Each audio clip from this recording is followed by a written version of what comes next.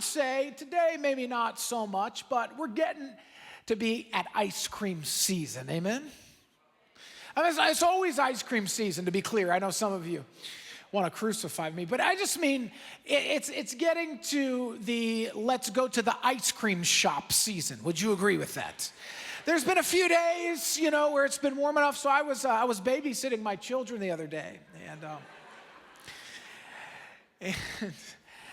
and we went to the ice cream shop, single father, and I was there. Just trying to keep things together, and it's funny how different each child is. So when Jovi, my 3-year-old, she walks up to the counter. Now I don't order for them; I make them order. Okay, it just builds confidence, So my 3-year-old walks up to the counter, and she knows exactly what she wants.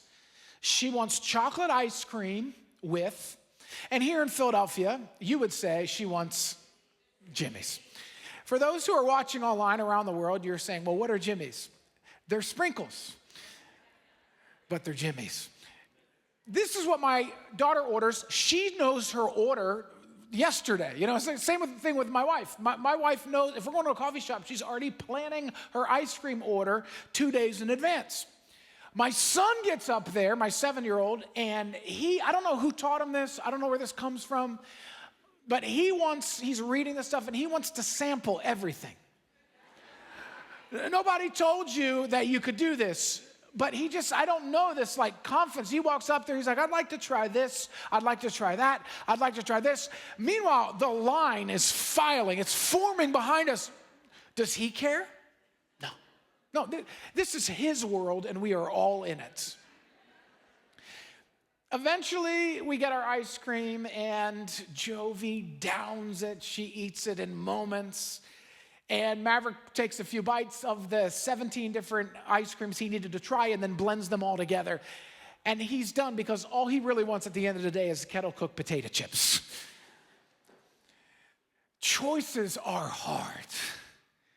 How about it? You go to a store, and good choices are even harder. Because sometimes good choices are even pricier. Oh, but I feel like this, I want to eat this, but I know that this will make me feel better and it will be better for me. Choices are challenging. Anybody been there before where you're like, hey, I've got to decide the right thing, but the right thing is hard to decide and do. Well, man, does that parallel the Christian faith? Does that parallel our journey and following Jesus? It is not always easy to do the right things, to follow Jesus, but friend, there is a payoff in the end. You're going to be faced with many decisions in life. You're going to experience and be presented with God's blessings, life's trials, difficult people who stand in opposition to the choice that you're making in Jesus. What will you do? You got to choose. And I want to preach a message today that closes and encapsulates the theme of this series. I want to title today's message, You Gotta Choose. You must choose for yourself this day whom you'll serve. You gotta choose. And before we continue to preach, look at somebody and tell them what flavor of ice cream you choose.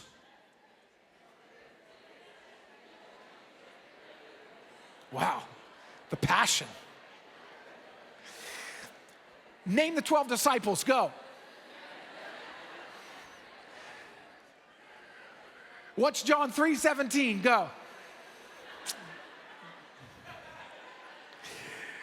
Name all 22 starters for the Philadelphia Eagles, go. Yeah, you knew that one. So let me give some context for where we've landed in this series. So Jesus and his disciples, they're on their way up. They're on the way up to the temple. And on their way, Jesus encounters a blind man, and Jesus spits and makes mud on the Sabbath, mind you, which you're not supposed to do. And he wipes it on this man's face, and then he sends him to the pool of Siloam, and he says, go cleanse yourself, and you'll see. The man doesn't even experience his healing until he's obedient in the middle of the mess. In the middle of the muddy mess, it takes him a further step of faith to experience his healing. And then, of course, when he experiences his healing, he's met with immediate opposition by the Pharisees, the religious folk who are mad because they've lost power because they're not the ones who's healed him. Jesus hears about this man's healing, and he hears that this man who has been healed on the Sabbath, who hasn't yet seen Jesus, he has not yet seen Jesus, but he declares that whoever healed him had to have been God. The Pharisees tell him he's kicked out of the temple and there are consequences. This is where we pick up John chapter 9, verse 35. When Jesus heard what had happened, he found the man. Somebody say, found the man. Found the man. Can I just remind you of something? That it is not you who finds Jesus, it's Jesus who finds you. The blind man was not looking for Jesus. Jesus found him, and then he found him again. When Jesus heard what happened, he found the man and asked, do you believe in the Son of Man? Now, I just recapped. We learned that this man was rejected. And I want to point something out that's really important, because there's going to be a lot of people, there already has been, but there will be more, who get into a tank today and make a very spiritual, significant decision to say, I'm all in with Jesus.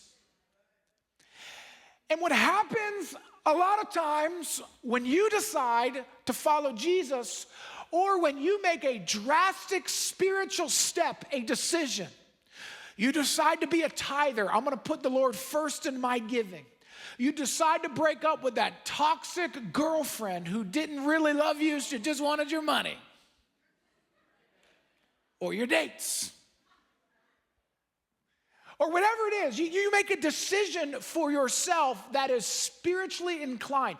Whenever you do something for the Lord, almost immediately after there is opposition.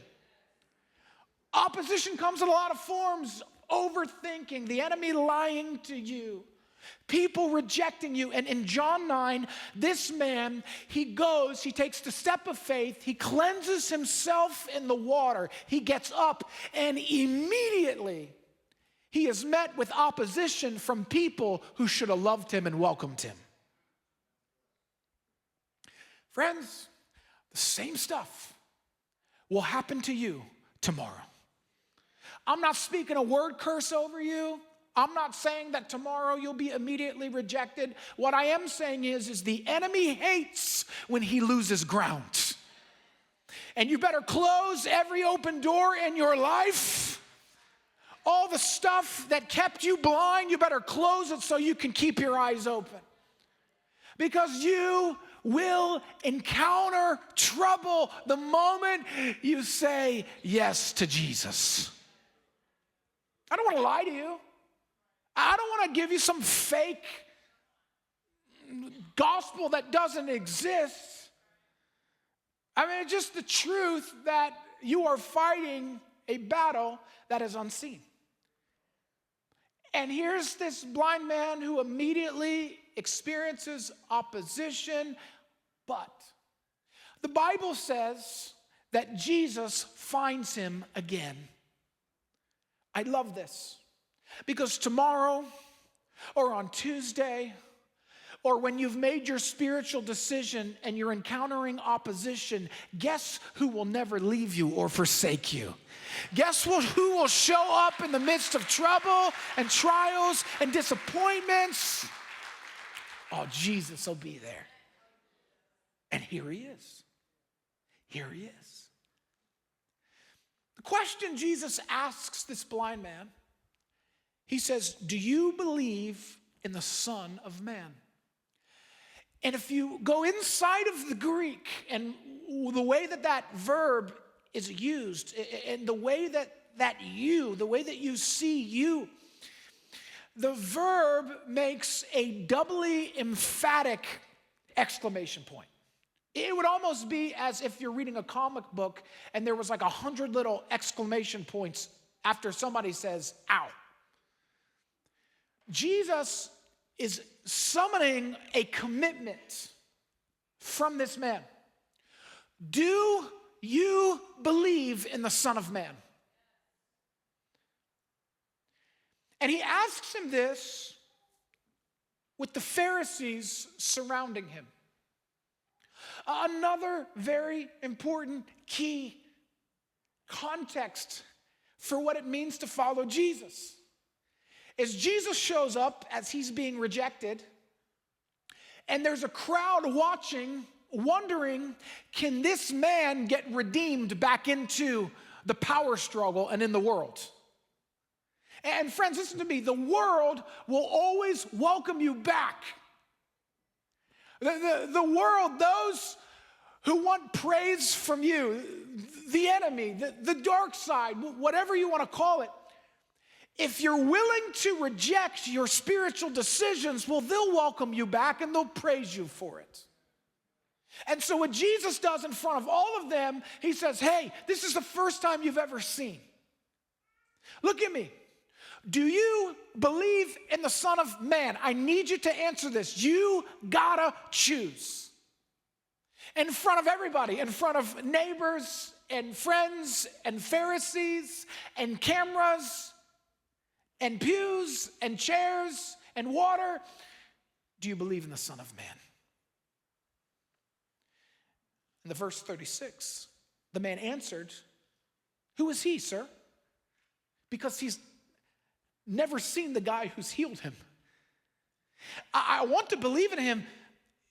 And Jesus said, you have seen him, and he is speaking to you now. Yes, Lord, I believe, the man said. And he worshiped Jesus. See, Jesus calls on this man to fully believe, and he did. Lord, I believe. And when he worshiped the Lord, he was declaring that his loyalty was to the Messiah above society. Before the hostile religious leaders, before anybody else, I am going to worship you even if it costs me something. Remember verse 34, the religious leaders throw him out of the temple, and Jesus is like, yes, you've been rejected by man. Yes, you've been thrown out of the religious place. Yes, you don't fit. I'll receive your worship right here. And Jesus is communicating some things. He's communicating some things, but first and foremost, friends, I want to be honest with you. I don't ever want to come up here and open this Bible and try to compel you to do something that's not already compelled and convicted by the Spirit. I don't want to build a church that's a million miles wide, but there's no depth. Essentially, what Jesus tells us is, friends, you must take up your cross and follow me. In other words, it's only dead men who live, and it's only dead men who rise. And essentially, you must be crucified with Christ. You must die to this world's gain and worship me and fall down on your face and declare that I'm king above Caesar and above the Sanhedrin. This is what Jesus is communicating, but he's also showing us it's a foreshadow. It's a foreshadow of the veil that will be torn when Jesus dies on the cross. You remember when Jesus dies on the cross, the veil of the temple, it gets torn in two. It was the place that only the priests could go to be in the Holy of Holies, to be in the very presence of God. And what Jesus is foreshadowing right here by allowing this common man who was blind 5 minutes ago to worship him, he is telling you and I, you can worship me anywhere. Anybody can come in and worship me. He's showing the fact that I am the temple and I will live in you. He's showing the fact that you don't have to go to some place that is not filled with my spirit because it's filled with pride. And you can worship me. I think it's powerful because Jesus is saying right now, wherever you go, wherever you are, whether it's school, whether it's a hospital, whether it's your workplace, you can worship me and have church. Jesus is foreshadowing the fact that we are the church. Paul eventually alludes to this as he's speaking to the Greeks. I think this is one of Paul's best sermons. It's his most famous. And when we were in Israel, we stopped in Athens on the way home. We had a day, and Pastor Julio was supposed to plan the whole trip in Athens. And I kept asking him, did you plan it? And he wouldn't give me a straight answer. Until I saw him as we're landing on ChatGPT, typing, give me a tour of Athens as if I'm a Christian. And the first place it took us was Mars Hill, where Paul in Acts 17 is speaking and preaching to the highest intellectuals of the day. See, Athens, at the time, this was the place where the smartest, where the artists, this was the place where the renaissance of intelligence was taking place. And you would stand on a hill and you would debate and you would reason and you would show science and you would explain all these different things. You would recite the poetry and the stories of old. And on this hill that we stood on and read Acts 17 together, Paul goes into this beautiful sermon and message about the fact that they have a bunch of different gods set up. But all their gods are dead and in a grave and are powerless. But there is one and a stone that you have set up that you can't quite put your hands on, and he doesn't fit in man-made temples. It's because he's risen, it's because he's alive, and right now he is with me as I preach it. Paul is describing to them, he's saying to them, hey, like right now I can pray for you and you would be healed because Jesus is with me and inside of me. Paul is saying right now we can feel the presence of the Lord. Right now God is inside of me. God lives through me. He says this in Acts 17. He says he is the God who made the world and everything in it. Since he is Lord of heaven and earth, he doesn't live in man-made temples, and human hands can't serve his needs, for he has no needs. He himself gives life and breath to everything and satisfies every need. Paul is explaining to them that Jesus died and he was raised.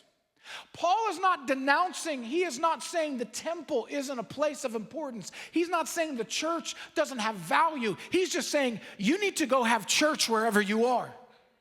I can preach the gospel standing on a hill in front of intellectuals, and you can preach the gospel standing in your workplace in front of a bunch of unbelievers.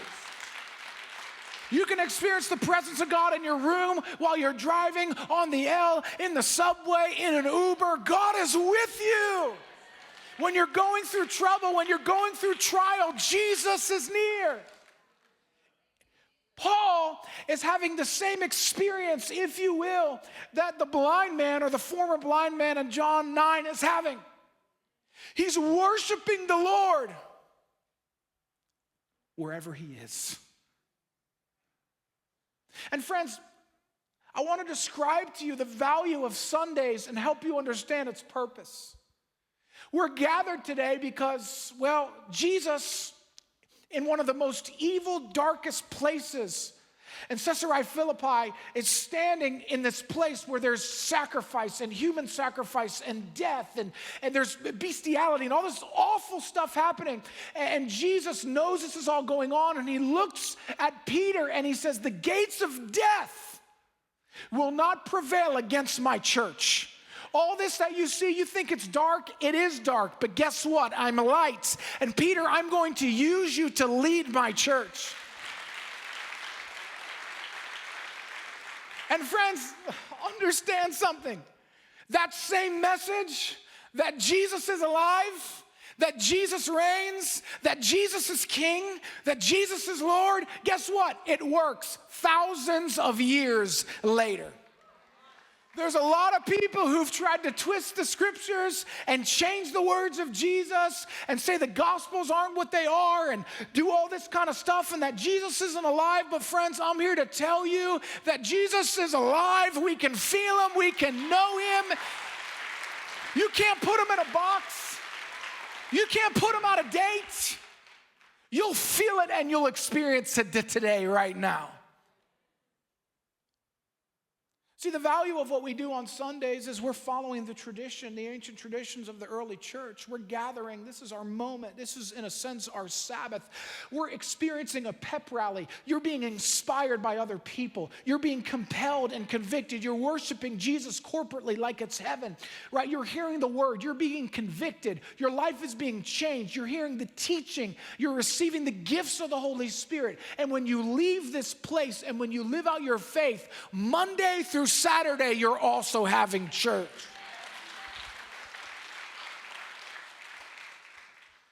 It's because church can happen in school. It can happen at home. It can happen in a hospital. It can happen in an ocean. It can happen at work because you're at the church.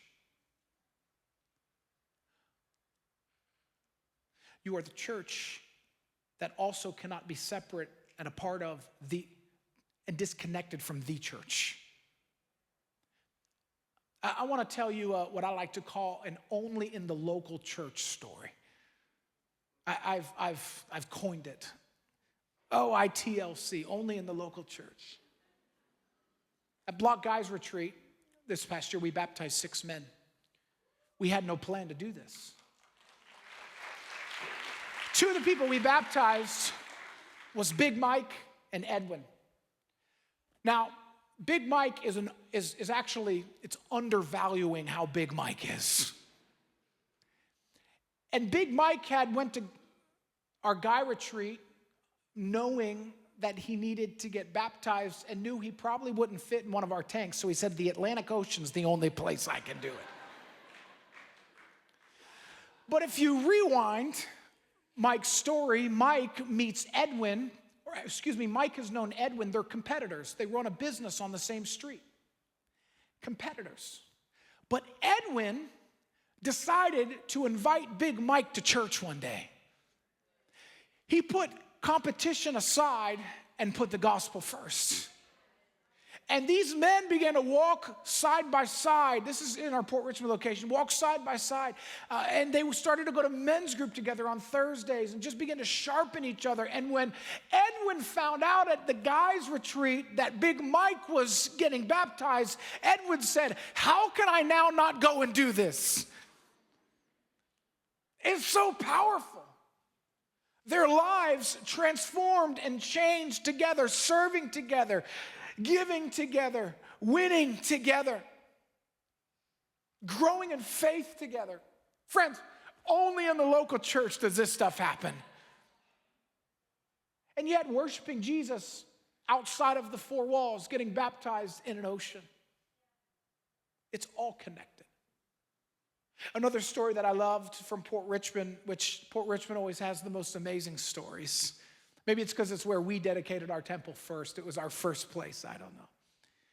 But before Alexis Roman found community at Port Richmond, she was carrying more than most people could see. She was isolated and weary and trying to hold everything together on her own.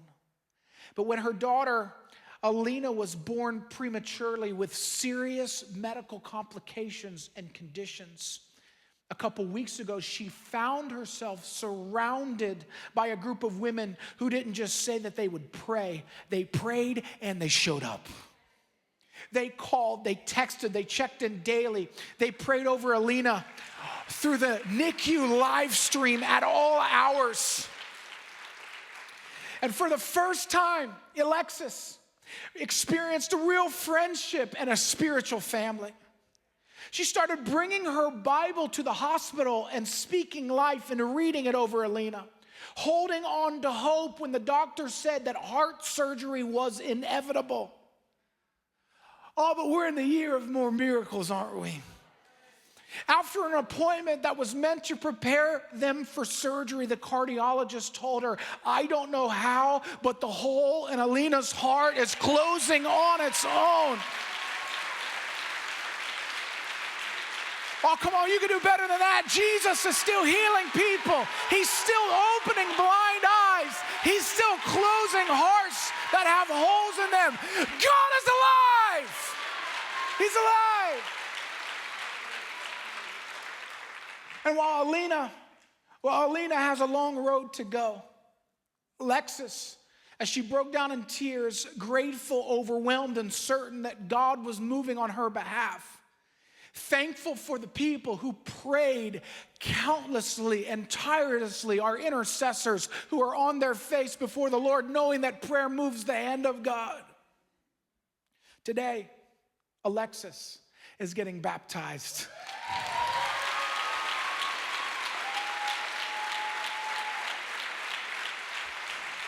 The lie that you don't need the church is a lie. We see it nowhere in the New Testament. It's just that along with you needing the church, you need to go be the church too.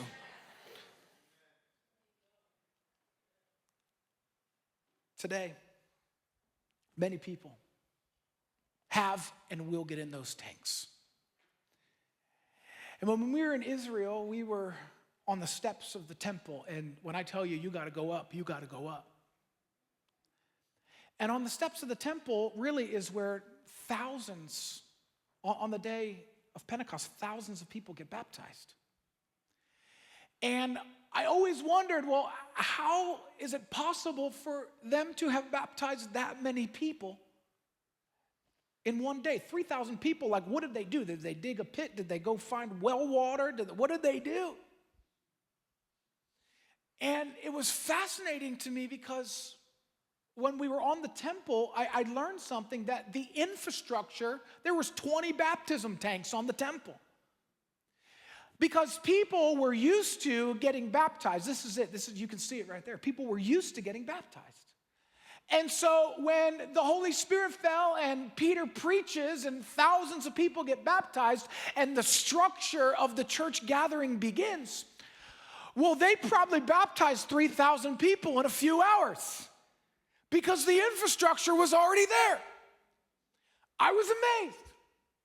I was like, that is so cool. John the Baptist, right? They're getting baptized. This was already in the flow. But let me tell you why it was in the flow, and let me tell you why it's significant for you today.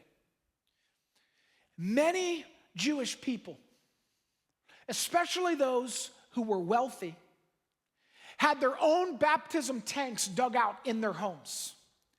And the reason that they had their baptism tanks in their homes and that they baptized themselves every day is because when they came up and then when they left the house, it was their hope and their belief that maybe today I'll meet the Messiah. And the Messiah will ask me to follow him. And so many zealous believers, many zealous Jews, they would baptize themselves, they would go out about their business, and they would keep their eye open looking. If I meet the Messiah, I'm already baptized. I'm ready to follow him. Even if he tells me to walk 1,000,000 miles, I'm clean, I'm ready, I'm following him. And that really spoke to me. It really ministered to me. While some didn't believe, others did believe. You know how Jesus would do. He'd show up somewhere. He'd do something crazy, and he'd say, okay, drop your nets, drop your life, let's go. And these guys wanted to be ready for this. But friends, the same idea, it is still intact today. When you receive Jesus Christ as your Savior, you get into a baptism tank symbolically, just as Paul writes about it. You are going under the grave. You are going under the water. You are being crucified with Christ. You are laying your old life in the grave. And when you come up, you are being resurrected with Jesus.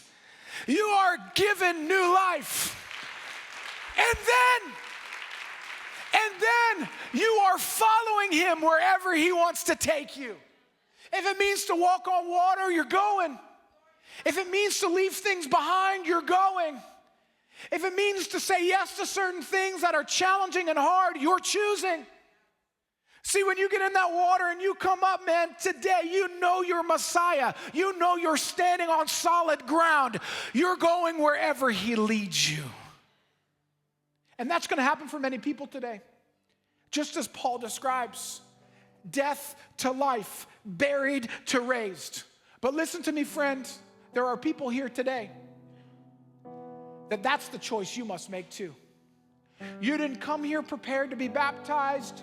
You didn't come here with clothes. You didn't have any of that stuff, but we're already prepared for you. We got shorts and shirts and all kinds of stuff that I'm not allowed to say from stage. Because why would you not? Why would you not crucify the old man? Why would you not put the old man in the grave and come up and say, I will follow you, Jesus? Today is your day. Two more things. I just want to close a couple more minutes. Verse 39, then Jesus told him, I entered this world to render judgment, to give sight to the blind and to show those who think that they see that they're blind. Some Pharisees who were standing nearby heard him and asked, are you saying we're blind? I could see Jesus going, yes, I'm not. See, John records this as part of a theme in the gospel that some will accept and some will reject. What's happening is Jesus isn't condemning people, they're condemning themselves by not choosing. Tenney, he writes that in this sense, Jesus is like the continental divide in the Rocky Mountains, a single place where an entire path is decided. Jesus is the pivot on which humanity's destiny turns. In other words, friends, you have to make a choice today. When it comes to Jesus, you can't stand in the middle. When it comes to Jesus, you can't sway back and forth. When it comes to Jesus, you can't live in the church today and reject and be embarrassed tomorrow. You can't accept in front of believers and reject him in front of the world. You must choose for yourself this day whom you will serve. And Jesus says this in verse 41. And this is a tough verse, but you got to hear it. It says in verse 41, and this is the end. If you were blind, you wouldn't be guilty. Jesus replied, but you remain guilty because you claim you can see. Whew. What he's saying is, Pharisees, you know the truth. He's saying to these Pharisees, he's saying, you know the Torah. You know Moses' words. You know what Isaiah said about me. You have seen me heal. You have seen me raise literally the dead back to life. You know that this man who was born blind now sees. You know the truth. And you're instead choosing to turn a blind eye. You can see. You know that I'm real. You know that I'm the Son of God. You know in your heart. You know that your heart burns when I'm near, but you're choosing not to see. You're choosing to turn a blind eye because of your pride. Because you want your lifestyle. You want to maintain power. You want to maintain control. You want to do things the way that you always did them. And Jesus is saying, you are the ones who are guilty because you can actually see. You're just choosing to turn a blind eye. Friend, listen to me. May that be a warning to you today, my friend. Listen to me. Do not turn a blind eye to Jesus anymore. You know the truth. He's appeared to you. Some of you, he's appeared to you in dreams. Grandma has witnessed to you. You have seen the goodness of the Lord. You have seen people healed and saved and raised and changed. And you continue to turn a blind eye because you love your lifestyle. You love your pursuit. You want to live your own way. But friends, your way in the end leads to death. For the wages of sin is death. There's only one way to true life, and it's to die. It's Memorial Day weekend. And this weekend we are honoring our many soldiers who passed away serving our nation. And if you have a family member or a friend who died serving our nation, we're grateful for you. But in the same way that Memorial Day is reflective of someone dying for our freedom, Christ died for you, for your freedom. And then he invites you to also go in with him and die to the old man so that the new man can live.